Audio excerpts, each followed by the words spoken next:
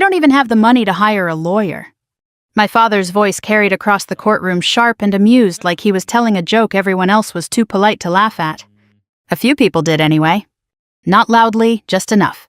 I stood there alone at the defense table, hands resting lightly against the wood fingers, steady in a way that had nothing to do with calm and everything to do with training. I didn't look at him. I didn't give him the satisfaction. He leaned back in his chair, one arm draped over the side like he owned the room. "She thinks she can walk in here by herself," he added, shaking his head. "No counsel, no case, just a uniform and attitude." Something shifted behind me, a quiet murmur, curiosity. Then the judge spoke. "Mr. Carter," he said, his voice even measured, "that will be enough." My father smirked, but he sat back. The judge turned his gaze to me. "Ms. Carter," he said, pausing just long enough for the room to settle. "You understand you have the right to representation." "Yes, Your Honor." "And you are choosing to proceed alone." "Yes, sir?" He studied me for a moment longer than most people ever did. Not in judgment, in recognition. Then he nodded once. "Very well," he said. "For the record, she won't be needing one." That was when everything changed. I didn't react. But across the aisle, my father's attorney froze. Completely. He had been flipping through a folder, casual, confident, practiced. Now his fingers had stopped mid-page. His eyes narrowed, then widened just slightly, like he had just seen something he hadn't expected to find. "Wait," he murmured under his breath. My father leaned toward him. "What is it?" The lawyer didn't answer right away. He just stared at the page. Then, quieter, almost to himself. "Oh my God." I kept my eyes forward. But I felt it. The shift. Like pressure dropping before a storm. The Portsmouth County Courthouse smelled exactly the way I remembered old wood floor polish paper that had absorbed decades of arguments and verdicts and lives rearranged by a single sentence. It was colder than outside. Or maybe that was just the way rooms like this always felt. I had arrived early, sat alone, watched people come and go, their voices low, their footsteps softened by the weight of where they were. A bailiff nodded at me when I walked in. His eyes lingered for half a second on the ribbons above my left pocket. Recognition. Or maybe just habit. Either way, he didn't say anything. I preferred it that way. I didn't come here to be thanked. I came because I had to. 2 weeks earlier, I had been kneeling in my backyard trying to fix a broken fence panel that Knox, my old shepherd, had pushed through, chasing something only he could see. The wood was warped, the nails bent. My knee had started aching again, that deep, familiar throb that came with weather changes or memories. Sometimes it was hard to tell which. That's when the envelope arrived. Thick, official, unmistakable. Portsmouth Civil Court. I didn't open it right away. I already knew who it was from. I wiped my hands on my jeans, leaned back against the fence post, and let Knox rest his head against my leg. He was slower now, quieter, but still loyal in a way that didn't ask questions. I guess it's time I said to him. He didn't answer.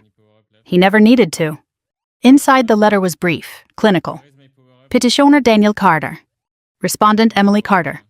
My father was suing me. Not for money, for control. Family assets, property rights, preservation of legacy. There were other words, too. Irresponsibility. Absence. Conduct unbecoming. I remember reading that line twice, then laughing once sharp and dry. Conduct unbecoming, I repeated out loud, like saying it might make it less ridiculous. Knox lifted his head, ears twitching. "It's fine," I told him. "We've been called worse." I folded the letter carefully, not because it deserved care, because I did. That night I didn't sleep much. I sat at the kitchen table with a cup of coffee that went cold before I remembered to drink it. The house was quiet except for the hum of the refrigerator and the occasional creak of settling wood. I thought about calling someone. A lawyer, a friend, anyone. But every number I considered came with the same weight. Explanation. And I was tired of explaining myself. So I didn't call anyone. Instead, I stood up, walked into the bedroom, and opened the old footlocker at the end of the bed. The hinges creaked the way they always had. Inside, everything was exactly where I left it. Uniform, folded. Medals, wrapped. Documents, sealed. I ran my fingers over the fabric, feeling the texture, the history woven into something so ordinary, it barely looked like anything at all. People always expect it to feel heavier. It doesn't. Not in your hands. Only when you carry it. I closed the lid. And I knew. If this was going to happen, it was going to happen on truth alone. The drive to the courthouse took 45 minutes. Long enough for doubt to try its usual tricks. You should have hired someone. You're not ready for this. He's going to win. I let the thoughts come. Then let them go. Training teaches you that. You don't fight every thought, you acknowledge it, you move forward anyway. The sky had been overcast that morning, the kind of gray that flattens everything: roads, buildings, distance. Even the courthouse looked smaller under it, like it had shrunk into itself. I parked near the steps. Sat there for a moment. Hands on the wheel. Breathing. In. Out. Then I stepped out of the car and walked inside. And now here I was. Standing across from the man who had spent most of my life deciding what I was worth based on who was watching. My father looked older. Grayer. But not softer. Never softer. He adjusted his cufflinks as his attorney finally leaned in and whispered something to him. What my father asked irritated. "What is it?" The lawyer hesitated, then shook his head. Nothing, he said quickly, just something I need to verify. But his voice had changed. Confidence replaced with something tighter. My father didn't notice. He never noticed things like that. The judge tapped his pen lightly against the bench. "Counsel," he said, "are you prepared to proceed?" The lawyer blinked, straightened. "Yes, Your Honor." But his eyes flicked toward me again. Just for a second. Like he was trying to place a face he should have recognized sooner. I met his gaze. Held it. Didn't smile. Didn't look away. And for the first time since I walked into that room, he looked uncertain. The clerk called the case formally. Voices lowered. Papers shifted. And somewhere behind me someone whispered, "Why is she alone?" I didn't turn around. I didn't need to. Because the answer was simple. I wasn't alone. I just wasn't standing next to anyone. And there's a difference. One my father had never understood. But he was about to. My father always believed that a life could be measured from the outside. Not by what you carried, but by what people could see. Clean lawn, straight fence, firm handshake. The kind of reputation that traveled ahead of you before you even entered a room. I learned that early. Not because he taught me directly, but because of what he chose to notice and what he didn't. When I was 12, I won a regional science competition. It wasn't flashy, no cameras. Just a certificate, a small plaque, and a handshake from a man in a suit who smelled faintly of aftershave and coffee. I remember holding that plaque all the way home, turning it slightly in the sunlight that came through the car window, watching the engraved letters catch the light. I didn't say anything. I was waiting. That evening a neighbor stopped by. Mr. Donnelly, retired, always wore the same faded baseball cap and talked too loudly. "How are the kids doing?" he asked. My father leaned against the porch rail, coffee in hand. "Good," he said. "My son's got a real shot at varsity this year." I stood in the doorway, still holding the plaque. He didn't lie. He just didn't mention me. That was the first time I understood something I wouldn't be able to unlearn. You don't always disappear because someone pushes you out. Sometimes they just never look in your direction. Years later, when I told him I was enlisting, he had that same look on his face. Not anger. Not exactly. Something colder. Disapproval sharpened by embarrassment. "We don't do that," he said. I was 21, old enough to sign my own papers, young enough to still hope he'd ask why. Do what I asked. "Run off like that," he replied. "Join something that puts you in the spotlight for the wrong reasons." "The wrong reasons?" I repeated. He nodded. People talk. There it was again. People. Not "you'll get hurt." Not "I'm worried." Just people. I remember standing in the kitchen, the enlistment papers folded neatly in my hand, realizing that he wasn't afraid of losing me. He was afraid of how it would look. "I'm not doing this for people," I said. "That's exactly the problem," he snapped. We didn't yell. That wasn't our style. Our arguments were quieter than that. More precise, like cuts instead of blows. "You're throwing away stability," he continued. "You had options, college, work, a normal life. I am choosing a life. A reckless one. A meaningful one."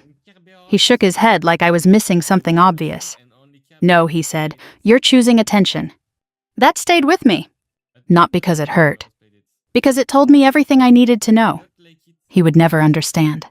Not what I was doing. Not why. And eventually, not who I was.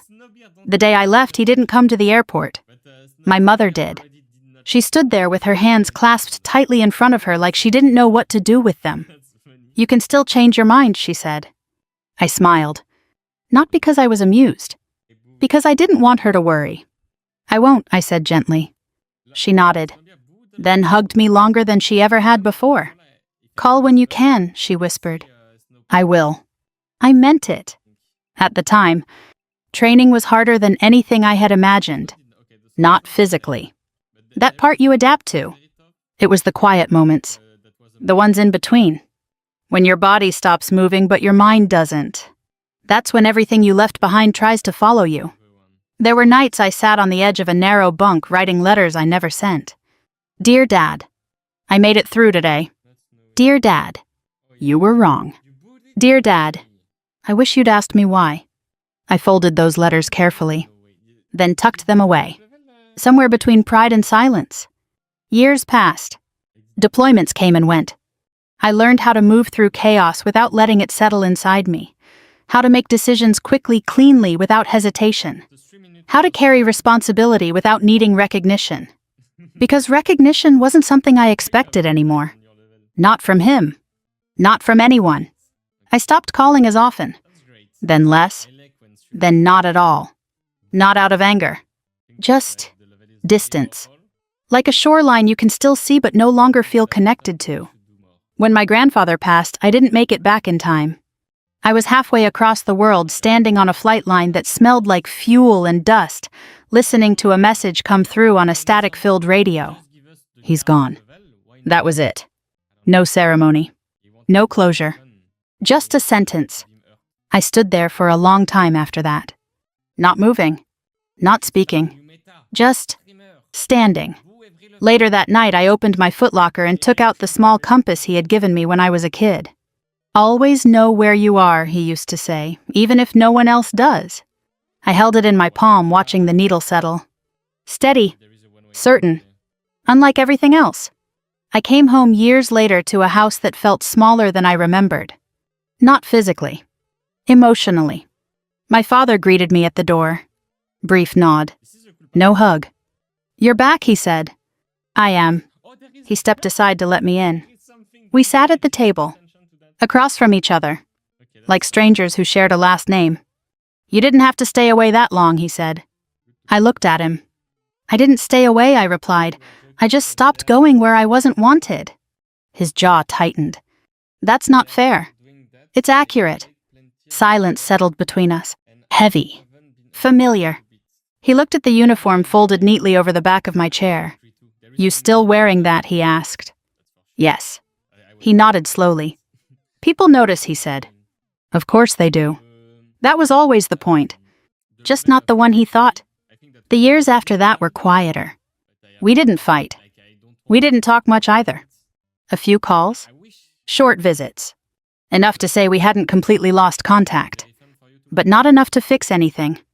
Because fixing something requires both people to see it as broken. And my father never believed anything was broken. Not really. Not in a way that mattered. So when the court papers arrived, I wasn't surprised. Disappointed maybe, but not surprised. Because this was exactly how he handled things he didn't understand. Control. Authority. Structure. If something didn't fit the image, you reshape it. Or remove it. And I had stopped fitting a long time ago. Back in the courtroom, my father shifted in his seat, unaware of how close he was to losing something he thought he had already won. His lawyer shuffled papers again. Less confidently now. The judge leaned forward slightly. Let's proceed, he said. And just like that, the past stopped being memory and became evidence. I didn't hire a lawyer. That was the part everyone seemed to understand the least. It wasn't the uniform, not the silence. Not even the fact that I hadn't spoken to my father in months before he filed the case. It was that I chose to stand there alone. The clerk had asked me twice when I filed my response. You're sure about this, ma'am? She wasn't rude, just careful, the way people get when they think you might be making a mistake you can't take back. Yes, I said. These cases can get complicated, she added, lowering her voice slightly, especially when it's family. I know. You'll be going up against legal counsel. I know. She hesitated, then leaned in just a little. You could still request a public defender or... No, I said not unkindly, I won't need one. She studied me for a second. Not judging, just trying to understand.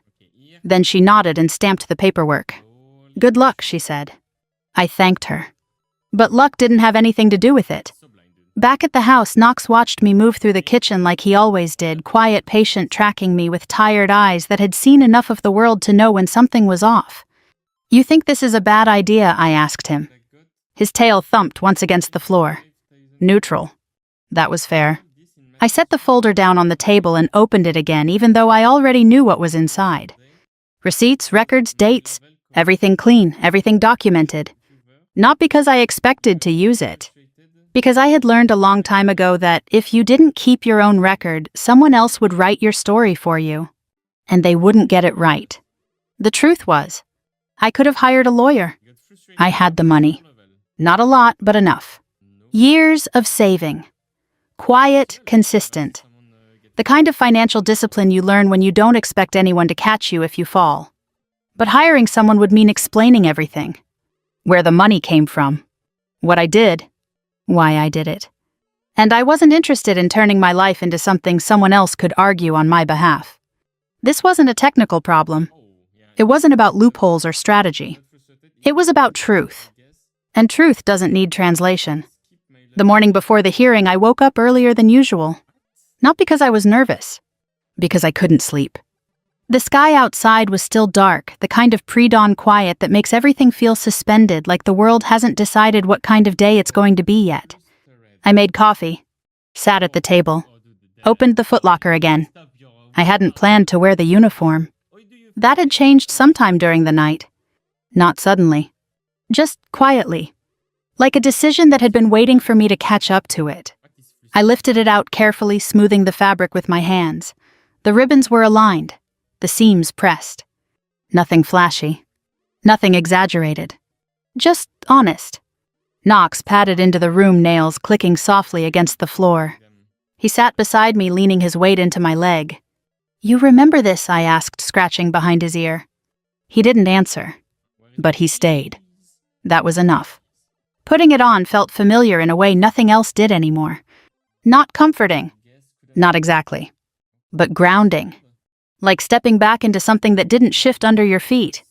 When I looked in the mirror, I didn't see someone impressive. I saw someone accountable. There's a difference. I packed the folder last, slid it into a worn leather case that had traveled with me through more places than I cared to count. Every scratch on it had a story.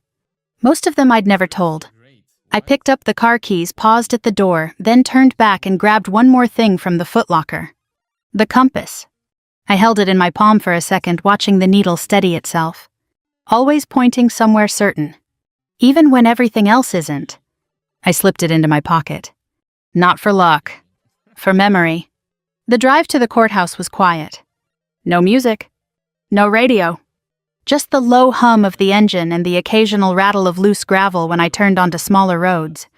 I passed the same diner my father used to take us to on Sundays. Same sign. Same faded red paint. Different feeling. Back then, he'd sit in the booth near the window talking to whoever happened to stop by. Business, reputation, community. He was good at that. People liked him. Respected him. Listened to him. I used to think that meant something. Now I understood it meant something different. Being heard isn't the same as being known. When I pulled into the courthouse lot, there were already cars lined up in uneven rows. I parked near the edge, took a breath, and stepped out. The air was cooler than I expected. Sharp. Clean. Like something had shifted overnight. A janitor stood near the entrance, sweeping the steps with slow, deliberate strokes. He glanced up as I approached. His eyes moved briefly to my uniform, then back to my face. Morning, he said. Morning. He nodded once. No questions. No assumptions. Just acknowledgement. I appreciated that more than he probably realized. Inside the courthouse was already alive. Not loud, but full. People moving in controlled ways. Conversations kept low like everyone understood this wasn't a place for volume. I took a seat near the back at first. Watched. Observed. That was another thing you learn over time. You don't rush into a room and make yourself known. You let the room show you what it is first. The lawyers stood out immediately. Confident. Comfortable. Their space. Their language. Their rhythm. I didn't belong to that world. And I didn't need to. When my father arrived, I saw him before he saw me. Same posture. Same controlled movements. His suit was pressed perfectly like always. Appearances mattered. Some things never change. He was talking to his lawyer, nodding occasionally, his expression set in that familiar way, assured certain already halfway to victory. He didn't look around. Didn't search the room. Didn't look for me. Why would he? In his mind, this was already decided. When the clerk called the case, I stood. Walked forward. Took my place at the table. Alone. I could feel it then, the attention. Not hostile. Just curious. A woman in uniform, no counsel, standing across from a man with a lawyer and a case built on confidence. It didn't make sense to them. That was fine. It didn't need to. Across the room, my father finally looked at me. Really looked. His eyes paused on the uniform, then narrowed slightly. "You didn't have to wear that," he said under his breath. I met his gaze. "I didn't wear it for you." He exhaled sharply like he had expected a different answer. Or maybe no answer at all. The judge entered. Everyone rose. And just like that, the room settled into place. Structured. Defined. Ready. This was where stories changed. Or stayed exactly the same. Depending on who was willing to tell the truth. As I stood there, hands resting lightly on the table, I realized something my father had never understood. Standing alone doesn't mean you have nothing. Sometimes, it means you're the only thing you need. And for the first time since I walked into that courthouse, I felt completely steady. The courtroom settled into a kind of quiet that wasn't peaceful. It was expectant. Like everyone was waiting for something to confirm what they already believed. That I didn't belong there. That this would be quick. That I would lose. The judge adjusted his glasses, glanced down at the file in front of him, then looked up. "Counsel," he said, "you may proceed." My father's lawyer stood smoothly buttoning his jacket as he stepped forward. Confident again. Or trying to be. "Thank you, Your Honor." His voice carried well. Practiced. Controlled. The kind of voice that had convinced people of things long before they understood them. "We are here today to address a matter of family responsibility and stewardship." He began pacing slowly. "My client, Mr. Daniel Carter, has brought this case forward out of concern for the preservation of his family's legacy, both in terms of property and reputation." He paused, letting the words settle. Then he turned just slightly toward me. "Unfortunately," he continued, "the respondent, Ms. Emily Carter, has demonstrated a consistent pattern of absence, neglect, and conduct that has, whether intentionally or not, reflected poorly on that legacy." There it was. Clean. Polished. Wrong. I didn't move. Didn't interrupt. I let him speak. That's something else you learn over time. You don't stop someone when they're building a case that can't hold its own weight. You let it finish. "She left," he said more directly now. "Years ago. Without regard for her family's standing in the community, without consistent contact, without participation in family obligations." My father nodded slightly beside him. "Agreement. Validation." The lawyer continued. "While my client has maintained the family property, the family name, and the expectations associated with both, Ms. Carter has chosen a path that is at best disconnected and at worst damaging." A few heads in the gallery shifted. Not dramatically. Just enough to show that the narrative was landing. That was his job. And he was good at it. He stopped pacing and faced the judge fully. "We are not here to punish Ms. Carter," he said, his tone softening just enough to sound reasonable. "We are here to correct a situation that has become untenable. My client is seeking full authority over the Carter family assets in order to ensure they are managed in a way that reflects the values this family has upheld for generations. Values. Another word that sounds solid until you look too closely at what it's actually holding up. The judge leaned back slightly. "Thank you, counsel," he said. "Mr. Carter, do you wish to add anything?" My father didn't hesitate. He stood. Of course he did. He had never been one to let someone else speak for him when there was a room full of people listening. "Yes, Your Honor," he said, stepping forward just enough to be seen more clearly.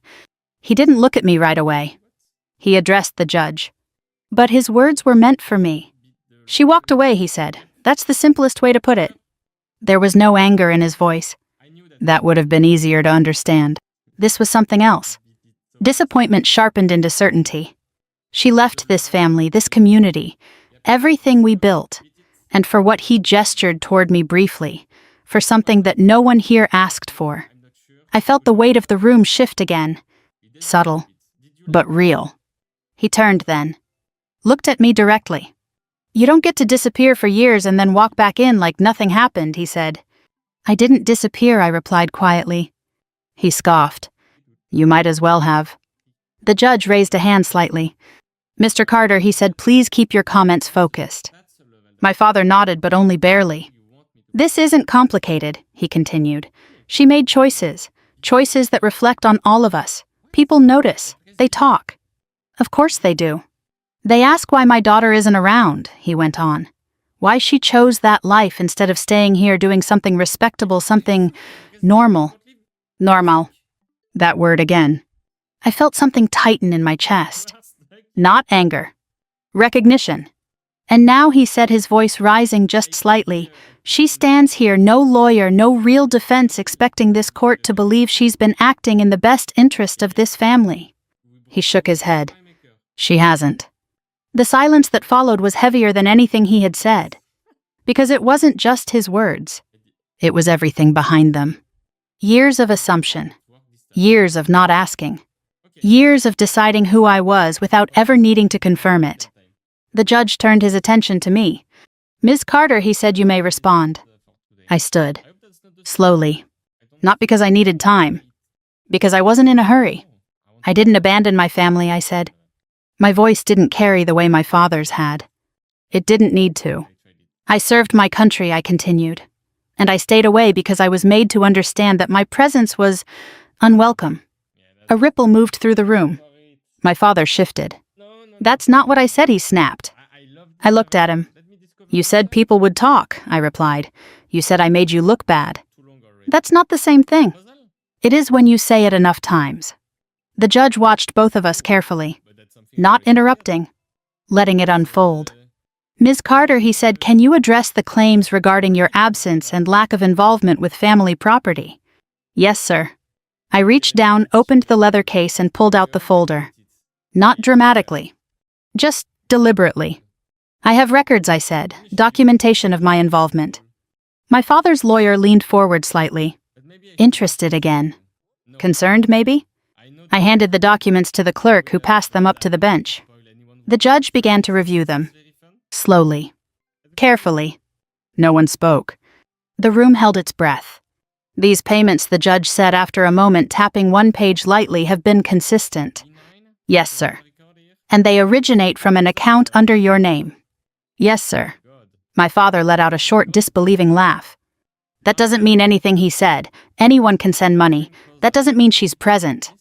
The judge didn't look up. "Mr. Carter," he said, "you'll wait." I stood there, hands at my sides, feeling the familiar steadiness settle in again. This wasn't the moment. Not yet. The truth doesn't need to rush. It arrives when it's ready. The judge continued reviewing the documents, flipping through page after page. Dates. Amounts. Consistency. Things that don't lie. "Ms. Carter," he said, finally looking up, "you've maintained financial responsibility for the property despite not residing here." "Yes, sir." Why, there it was. The question. Simple. Direct. I considered it for a second, then answered honestly. "Because it mattered," I said, "to my grandfather, and because no one else was doing it." My father scoffed again. Always the martyr. I turned my head slightly. Met his eyes. You never asked, I said. That landed. Harder than anything else had. He opened his mouth. Closed it. For just a second. He didn't have an answer. The judge set the folder down, folded his hands, and looked at my father. Mr. Carter, he said, his tone measured, you've made several assertions regarding your daughter's conduct and its impact on your family's reputation. That's correct. And you are confident, the judge continued, that you are fully aware of that conduct. My father straightened. Yes. No hesitation. No doubt. Just certainty. The kind that comes from never having to question your own perspective. The judge held his gaze for a moment longer than necessary, then nodded once. Very well, he said. A pause. Small, but heavy. We'll explore that? Across the aisle, my father's lawyer shifted in his seat. Uncomfortable now. Not because he knew what was coming, because he suspected. And sometimes, that's worse. I stood there, breathing evenly, feeling the moment settle into place. The past had been spoken. The assumptions laid out. The story my father believed, fully told. Now, all that was left was the part he never saw. The silence didn't break all at once. It thinned, like fog lifting, just enough for shapes to start forming underneath. The judge reached to his right and pulled a separate file from the stack. It was thinner than the others, marked with a red tab at the top corner. Different. Important. My father's lawyer noticed it immediately. I saw it in the way his posture changed: shoulders, tightening chin, lifting slightly like he was trying to see the page from across the room. Your Honor, he began carefully, if there are additional documents. There are, the judge said, not looking up, and they're relevant. The lawyer sat back. Slowly. Like something had just shifted beneath him and he wasn't sure where the ground was anymore. The judge opened the file and scanned the first page. His expression didn't change. But his voice did. Quieter. More deliberate. Mr. Carter, he said, you've stated that your daughter's absence and conduct have brought embarrassment to your family. That's correct, my father replied. And you've indicated that she has not contributed meaningfully to your family or this community. Yes? The judge nodded once. Are you familiar with your daughter's service record? My father waved a hand dismissively. I know she enlisted, that's enough. A pause. Is it, the judge asked? Something in the room shifted again.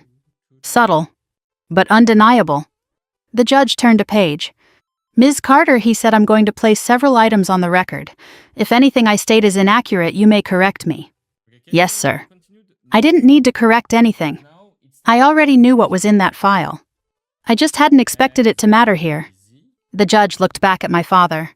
Mr. Carter, he said, are you aware that your daughter was formally recognized by the Department of Defense for her role in coordinating a civilian evacuation operation during Hurricane Elias? My father blinked. What? The lawyer beside him stiffened. The judge continued, voice steady. Ms. Carter served as the logistics lead for a multi-agency evacuation involving 47 civilians trapped in a flood zone. Communications were compromised. Infrastructure was unstable. She coordinated ground and air transport routes under those conditions. He glanced briefly at the page. No fatalities, he added. The room went completely still. Not quiet. Still. Like something had just been placed in the center of it that no one knew how to move around. That's not possible, my father said, shaking his head. She never told us anything like that. The judge didn't react. That does not negate the fact that it occurred. My father turned to his lawyer. Is that real? He demanded. The lawyer swallowed. Yes, he said quietly. It's documented. My father stared at him. Then back at the judge. Then at me. Like he was trying to reconcile three different realities that didn't match. The judge turned another page. There's more, he said. Of course there was. There always is. For the past 8 years, he continued, property taxes associated with the Carter family estate have been paid in full and on time. My father straightened slightly. I've said that. I've maintained. They were not paid by you, the judge said. Silence. They were paid by Ms. Carter, he continued, from her active duty income, and later from her disability pension following discharge. My father's mouth opened, then closed. No, he said, that's not. It is, the judge replied. I felt the familiar tightening in my chest again. Not fear. Not even discomfort. Just the weight of something private becoming public. I had never intended for any of this to be said out loud. It wasn't something I did for recognition. It was something that needed to be done. And I was the one who did it. That was enough. You're telling me, my father said slowly, his voice rougher now, she's been paying for that property all this time? Yes. And no one told me. The judge looked at him. Did you ask? That question landed harder than anything else had. My father didn't answer. Because there wasn't an answer that would hold up. The judge continued. In addition, he said, Ms. Carter has made recurring anonymous contributions to the county's Veterans Relief Fund. A few heads in the gallery turned. Recognition. Surprise. Something else. Those funds, the judge went on, were used to provide emergency housing and support for displaced families, including several within this county.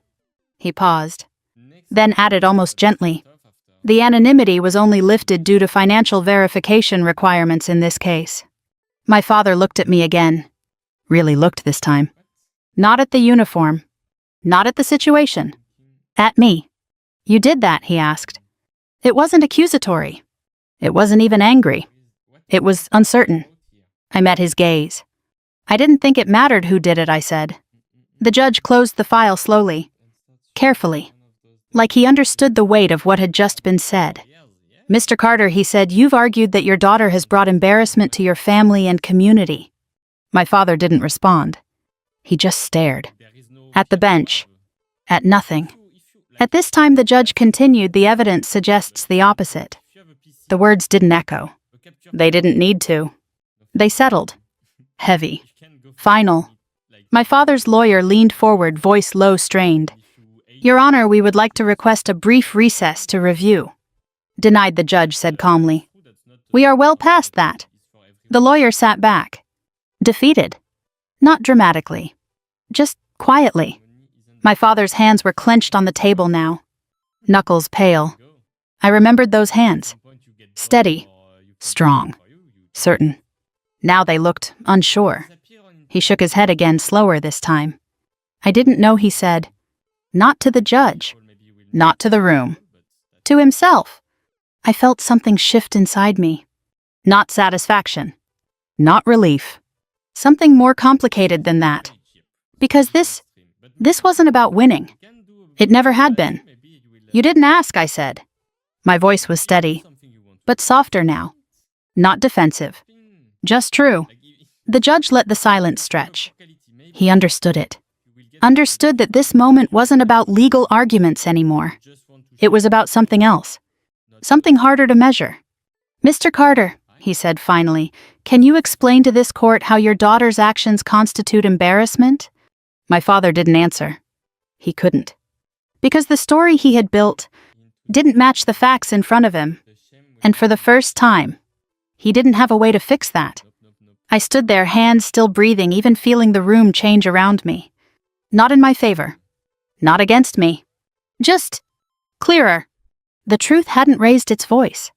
It hadn't argued. It hadn't defended itself. It had simply arrived. And once it did, there was no room left for anything else. My father looked at me again. And this time, he didn't see what he expected. He saw what had always been there. He just hadn't been looking. The courtroom didn't return to normal after that. It couldn't. Something had shifted too far to be put back the way it was. People were still sitting in the same seats. The judge was still behind the bench. The same walls, the same light filtering through the high windows. But the story, the one everyone thought they understood, had broken. And when a story breaks, people don't know where to look.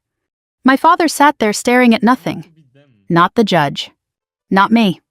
Just somewhere in between. Like he was trying to find a version of events that still made sense. I didn't know, he said again. Quieter this time.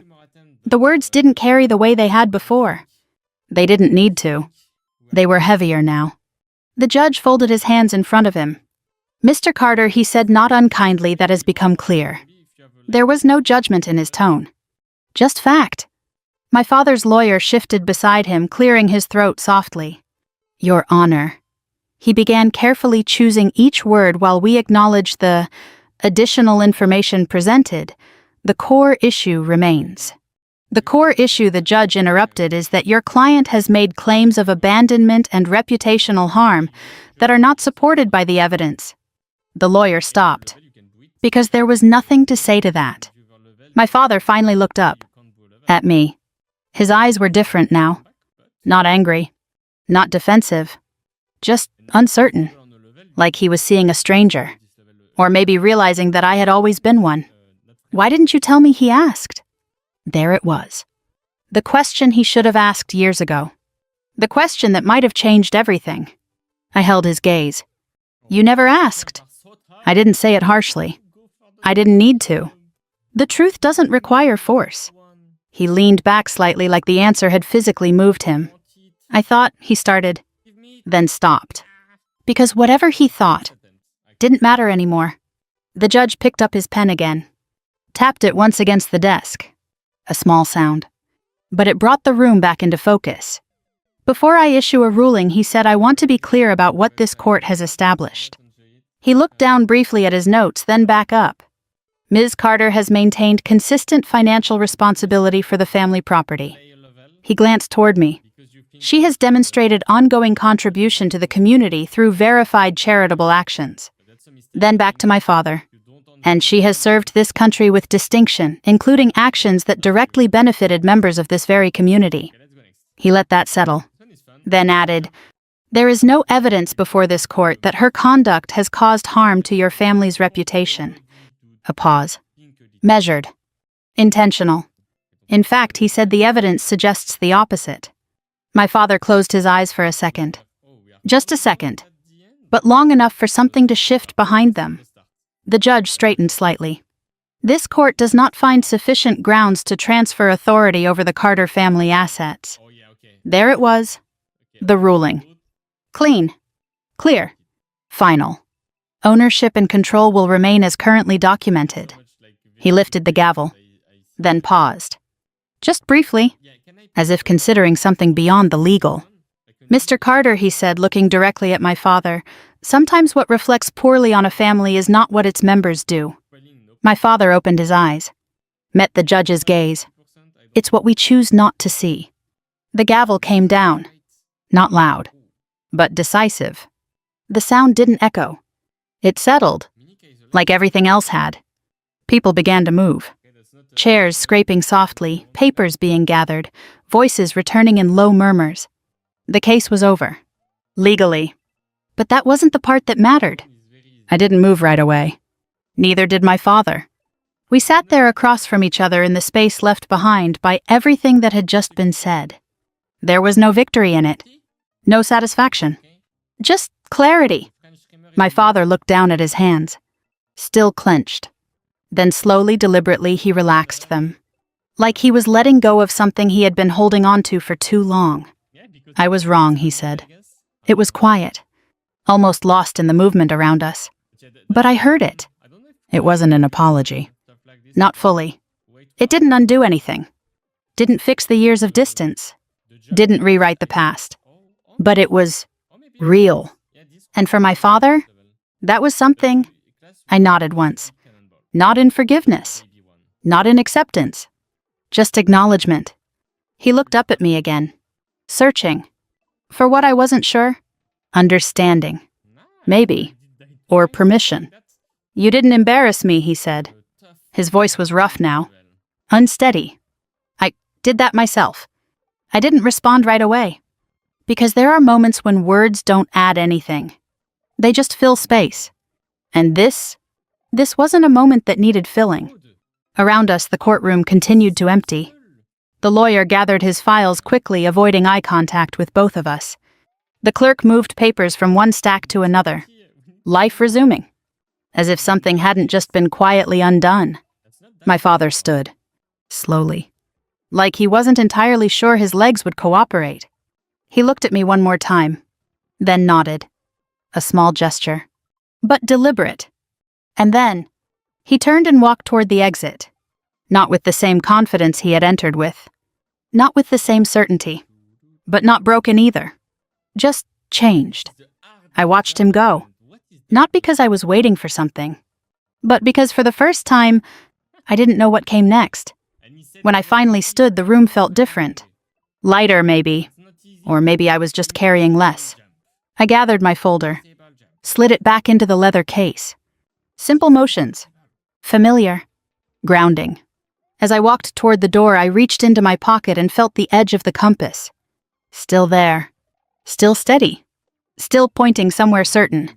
For years I had lived with the idea that being misunderstood was something you had to accept. That some people would never see you clearly. That you couldn't change that. Maybe that was true. But standing there in the quiet aftermath of everything that had just happened, I realized something else. You don't have to change what people see. You just have to stop standing in the version of yourself they created. And once you do, the truth has a way of finding its own direction. I stepped out of the courtroom and into whatever came next. I didn't leave the courthouse right away. Most people did. They always do once the decision is made, once the tension breaks, once the room no longer holds what they came to witness. But I stayed. Not because I needed to, because I didn't know where else to go yet. The hallway outside the courtroom was quieter than before, the kind of quiet that follows something important, not empty, just settled. Sunlight filtered through the tall windows, cutting long lines across the floor. Dust moved slowly in the air, almost suspended, like even it wasn't in a hurry to leave. I stood near the window, one hand resting lightly against the cool glass. For a moment, I let myself feel it. Not victory. Not relief. Something softer. Release. A man in a worn veteran's cap walked past me, then stopped. He looked at me for a second, his eyes settling on the ribbons above my pocket. "Thank you for your service," he said. Simple. Direct. I nodded. "Thank you for yours." He smiled once, then kept walking. That was it. No questions. No expectations. Just recognition. The kind that doesn't ask you to explain anything. Outside, the air had changed. It always does after something like that. Cooler. Cleaner. Like the world had quietly reset itself while I wasn't looking. I stepped down the courthouse stairs slowly, my knee reminding me that some things don't reset at all. That they stay with you. Just quieter over time. My car was where I left it. Of course it was. Some things don't move unless you do. I stood beside it for a moment, keys in my hand, not quite ready to get in. That's the part people don't talk about. What happens after? After the confrontation. After the truth is spoken. After the moment you thought would change everything passes. I drove without a plan. Let the road decide. The town looked the same as it always had, storefronts, unchanged sidewalks worn in familiar patterns, people moving through their routines like nothing had shifted beneath them. Maybe nothing had. Not for them. I passed the old diner again. Slowed just slightly. Then kept going. Some places don't need revisiting. They've already given you what they were going to give. By the time I reached home, the sky had begun to soften toward evening. Knox was waiting at the door. He always was. His tail moved once, twice, slow but steady as I stepped inside. "Well," I said quietly, setting my keys down, "that's done." He leaned into my leg. Solid. Present. Uncomplicated. I scratched behind his ear, feeling the familiar grounding settle in. "You probably would have handled it better," I added. He huffed softly. Disagreeing. Or maybe just tired. I took off the uniform jacket and laid it carefully over the back of the chair. It looked the same as it had that morning. Pressed. Orderly. Still. But it felt different now. Not lighter. Just quieter. That night I slept. Really slept. Not the kind of sleep where your body shuts down but your mind keeps moving. The kind where everything finally stops. The next morning came without urgency. Sunlight filtered through the blinds, cutting soft lines across the kitchen floor. Knox circled his bowl, impatient in the way old dogs are, less energy, same expectations. I poured his food. Made coffee. Stood at the sink looking out at the yard. The fence still needed fixing. The boards were still warped. The nails still bent. Some things don't change overnight. They take time. Effort. Attention. The phone rang around 9. I almost didn't answer. But I did. Emily, my mother's voice. Soft. Careful. Yes. A pause. Not long. Just enough. We heard, she said. I figured. Another pause. He didn't know, she added quietly. I closed my eyes for a second. I know. Silence. Not uncomfortable. Just full. He's been sitting on the porch all morning, she said. Hasn't said much. That sounded right. I don't think he knows what to do with it, she continued. Most people don't, I replied. We didn't talk long after that. We didn't need to. Some conversations don't require length. Just honesty. That afternoon I drove out to the old family property. The one at the center of everything. It looked the same as always. Weathered. Steady. Still standing. I walked the perimeter, slowly checking the boards, the foundation, the small details no one notices until something breaks. Under the porch rail, the initials were still there. Carved decades ago. Faded but not gone. I ran my thumb over them. Familiar. Permanent. You kept it in good shape. The voice came from behind me. I didn't turn right away. I knew who it was. I tried, I said. My father stepped up beside me. Not too close. Not distant either. Just there. We stood in silence for a moment, looking at the same thing, maybe seeing it differently. I watched that clip, he said finally. What clip? The evacuation, he replied. News segment, it's still online. Of course it was. I didn't know, he added again. I nodded. I know. He shifted his weight hands in his pockets. I always thought, he started. Then stopped. Tried again. I thought if you weren't here, it meant you didn't care. I looked at him. It meant I didn't feel welcome. He winced. Just slightly. But enough. I was wrong, he said. There it was again. Same words. Different place. Different weight. I didn't rush to respond. Didn't need to. Some things take time to land. He reached into his jacket pocket and pulled something out. Small. Metal. Worn. My grandfather's watch. I kept this, he said. Didn't know what to do with it. He held it out. I think I do now. I took it. Carefully. The weight of it familiar even after all these years. Thank you, I said. He nodded once. Then stepped back. Not leaving. Not staying. Just giving space. As the sun began to set, the light stretched across the field in long, quiet lines. We stood there a little longer. Not talking. Not fixing everything. Just standing. Because sometimes that's where it starts. Not with apologies. Not with explanations. But with the simple act of staying. Later that night, back at the house, I placed the watch on the table beside the compass. Two things pointing in different ways. Both steady. Both certain. I didn't know what would come next. Not exactly. But for the first time, that didn't feel like something to worry about. Because the truth had already done its work. It had stepped into the light. And it didn't need me to defend it anymore. If this story reminded you of someone you haven't spoken to, someone you misunderstood, or someone who never really felt seen, take a moment. Sometimes the hardest conversations are the ones we never start. And sometimes, all it takes is one question we should have asked a long time ago. If you felt something in this story, share it. Let me know where you're listening from. I'd really like to hear your thoughts. We have more stories like this, quiet, real, and worth telling. So if you don't want to miss them, stay with us. Let's keep walking this path together.